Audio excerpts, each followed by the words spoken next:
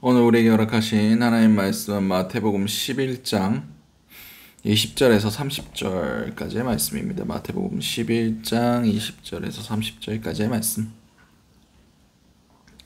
작아진 성경으로는 신약 17면이 됩니다. 마태복음 11장 20절에서 30절까지의 말씀. 우리 다 찾으신 줄 알고 마태복음 11장 20절에서 30절까지의 말씀을 한 목소리로 합독하시도록 하시겠습니다. 예수께서 권능을 가장 많이 행하신 고을들이 회개하지 아니하므로 그때에 책망하시되 화 있을진저 고라시나 화 있을진저 벳세다야 너희에게 행한 모든 권능을 두로와 시돈에서 행하였더라면 그들이 벌써 베옷을 입고 재앉아 회개하였으리라. 내가 너희에게 이르노니 심판날에 두로와 시돈이 너희보다 견디기 쉬우리라. 가버나움아 내가 하늘에까지 높아지겠느냐 음부에까지 낮아지리라. 내게 행한 모든 권능을 소돔에서 행하였더라면 그 성이 오늘까지 있었으리라. 내가 너희에게 이르노니 심판날에 소돔 땅이 너보다 견디기 쉬우리라 하시니라.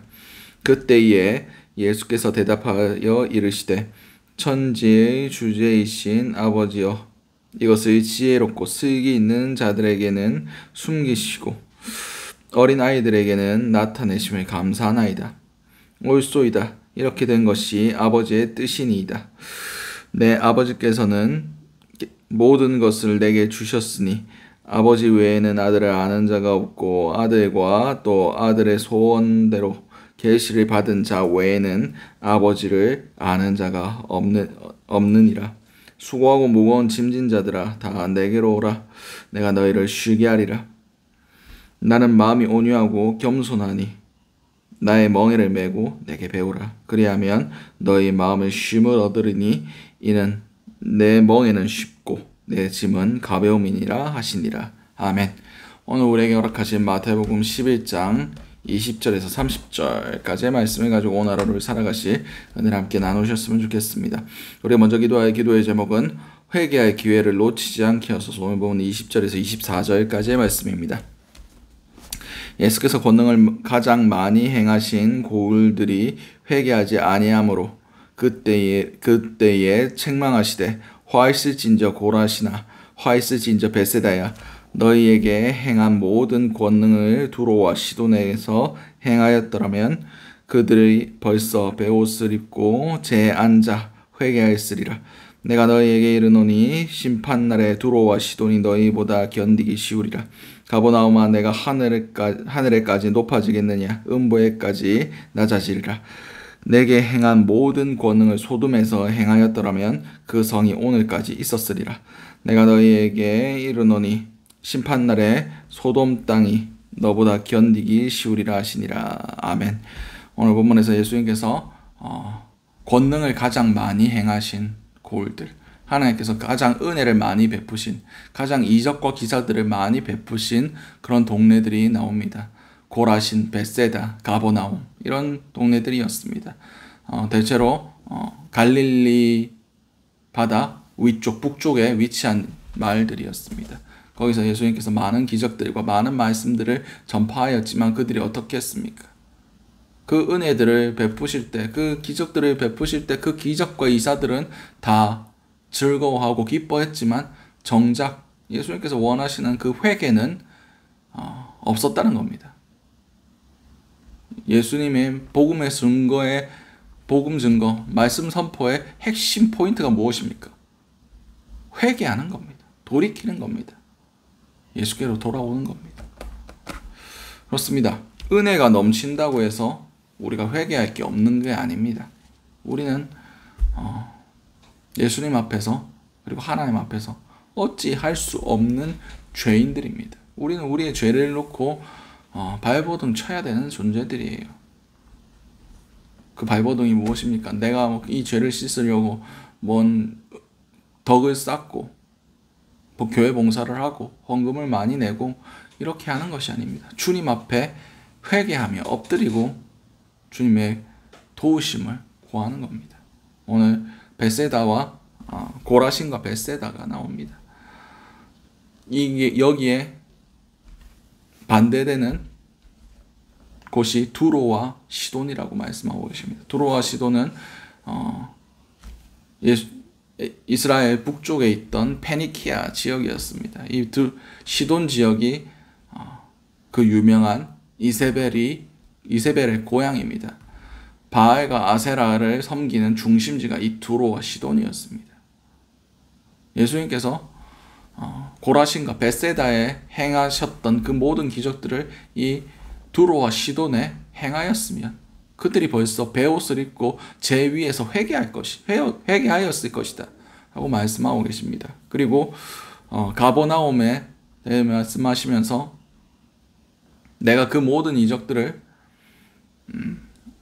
소돔 땅에서 행하였다며, 그 음란의 도시, 그 심판받은 그 도시, 거기서 행했다면 그때 그 시절에 예수님께서 그 모든 이적들, 가버나움에서 행하셨던 그 이적들을 소돔 땅에서 행했으면 소돔 땅이 아직도 있었을 것이다. 이 말씀은 무슨 말씀이십니까? 그 땅이 심판을 면했을 겁니다.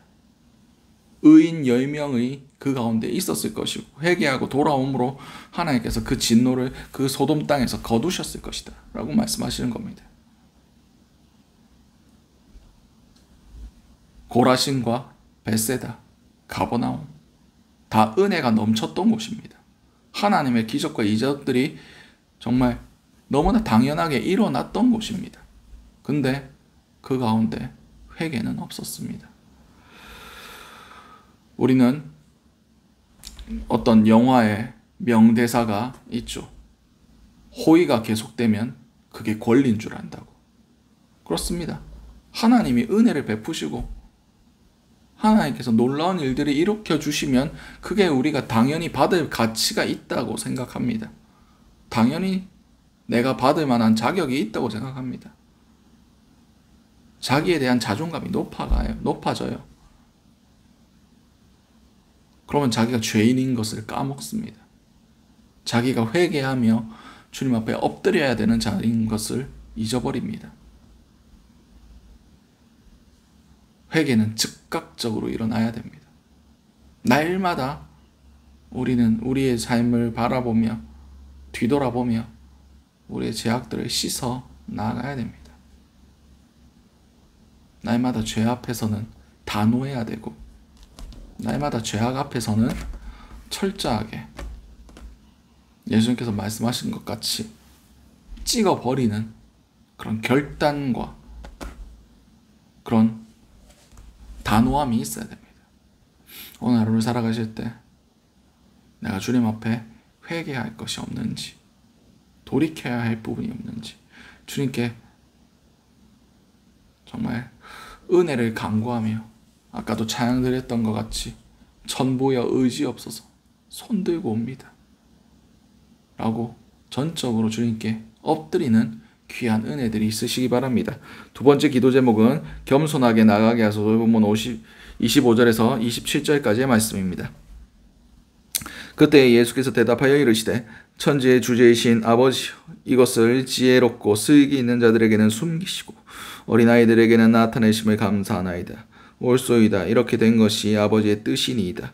내 아버지께서는 모든 것을 내게 주셨으니 아버지 외에는 아들을 아는 자가 없고 아들과 또 아들의 소원대로 계시를 받은 자 외에는 아버지를 아는 자가 없느니라. 아멘.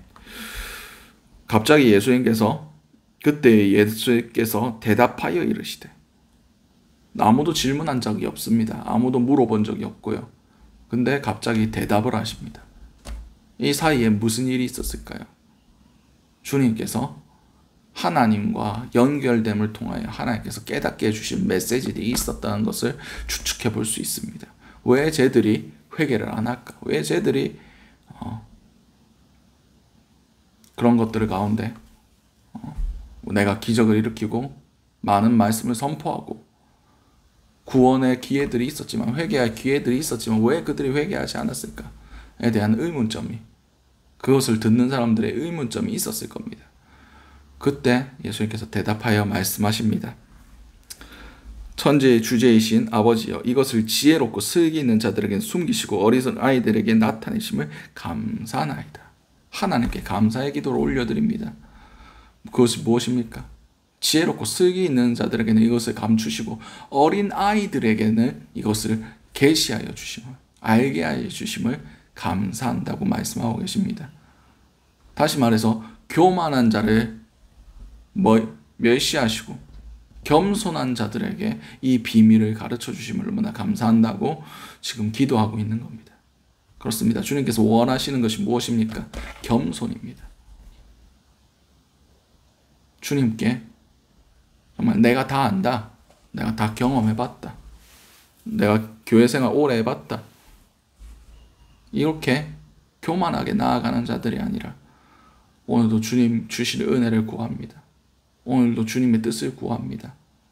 어린아이처럼, 어린아이들은 하나하나 다 물어봅니다. 쓸데없는 것도 물어봅니다. 그렇듯 하나님의 전능하심을 믿고 의지하며 주님처럼 아버지와 소통했던 것 같이, 정말 예수님께서는 하나님의 본체십니다. 그렇게 열심히 기도할 필요도 없고 그렇게 열심히 하나님에 의존적으로 일하실 필요도 없습니다. 왜냐하면 그분이 곧 하나님이시기 때문입니다. 근데 모든 것을 하나님께 받아서 하나님께서 말씀하게 하신 것들, 하나님께서 주신 권능이 아니면 내가 행하지 않겠다. 하나님이 주신 말씀이 아니면 내가 전하지 않겠다. 그렇듯 어린아이처럼 하나님과의 관계 안에서 그 모든 것들을 행하셨습니다. 우리도 마치 그래야 해야 합니다. 그런 자들에게 계시의 은혜가, 열어주심의 은혜가, 열어서 보여주고 깨닫게 하심의 은혜가 임하는 겁니다. 어린아이 같은 자들. 마치 아기 새가, 부모가, 어미 새가 먹이를 물고 왔을 때 입을 크게 벌리고 그 주시는 은혜를 막 받기 위하여 간절하게 몸부림치는 것 같이 어린아이처럼 그렇게 주님의 뜻을 구하고 주님의 은혜를 간구하는 자들이 계시의 은혜를 받는다. 하나님을 알게 되는 은혜를 받는다는 것입니다. 오늘 하루 살아가실 때 정말 겸손하게 어린아이처럼 주님께 나아가시는 저와 여러분들이 되시기 바랍니다.